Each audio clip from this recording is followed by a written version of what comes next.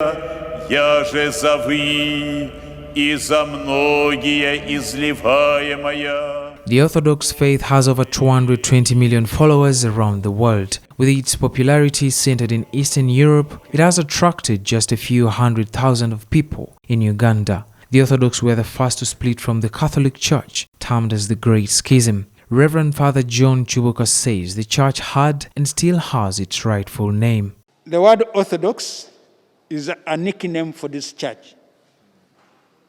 Our real name is One Holy Catholic and Apostolic Church. That is the official name.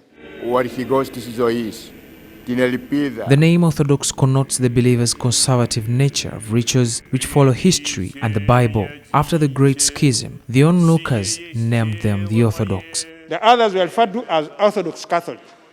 The word Orthodox is from two Greek words. Ortho, which means right, and then doxa, which means praise. So they were referring to as people who haven't changed their way of praise. The Great Schism was a culmination of many reasons piled over a long period of time, but the trigger was political. The Pope issued directives from Rome to the 4 bishops in their respective regions. This section of believers did not buy the idea. The real reason of separation was political, because the Pope in Rome wanted to resemble the Emperor of Rome in giving order to the bishops in those other 4 cities, as the Emperor was giving order to the other 4 governors in those cities. Another push factor was the creed or the statement of faith. They did not agree with the choice of creed by the Catholic Christians. It is in the creed, the symbol of our faith, whereby with us we believe that the Holy Spirit comes from the Father through the Son. With them they believe the Holy Spirit comes from the Father and the Son.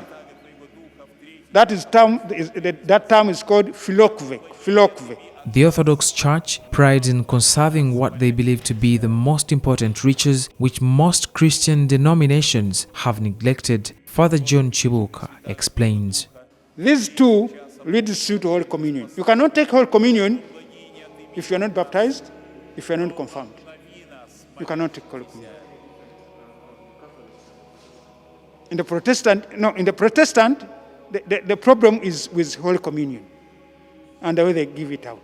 You find the Roman Catholic Church, they give out the body, the Christian, sometimes they don't give the blood. He also argues that confirmation and ordainment in the Orthodox Church is only done by the bishop who is in line with the apostles. By a person who is in the line with the Apostolic Church, not with any person, but with a person who's in the line of the apostolic succession. The Orthodox follow the Julian calendar established by Julius Caesar, an ancient ruler of the Roman Empire, while other Christians follow the Gregorian calendar founded by Pope Gregory XIII. This explains the difference in celebrations of Easter. All the Easters we have, they're after 21st March, because that is the canon we follow. Our brothers, they follow that canon, and they will never have an Easter before the 21st. The second canon is, you will not have your Easter before the Jews have their Passover feast. The Jews are still there, and they always have this feast of the Passover. It is written that Jesus was part of that feast. And then after that feast, that is when he was caught and taken to be crucified.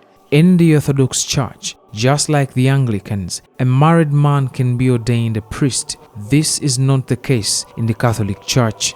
Priests don't marry. It is true. But me, I'm a priest, and I have a wife. I married before becoming a priest. So if my wife passes away, I can't marry again. The faith allows divorce, but there are limitations. A person is allowed to divorce 2 times. Is allowed by the church to divorce 2 times. If you marry the first time, the marriage might fail. We don't insist. Unlike other religions, where the gospel was spread by missionaries to different parts of the world, the approach was different for the Orthodox Church. Watch out for the next part of series on how this faith crossed over to Uganda. Adams Mayambala for CTV PM edition.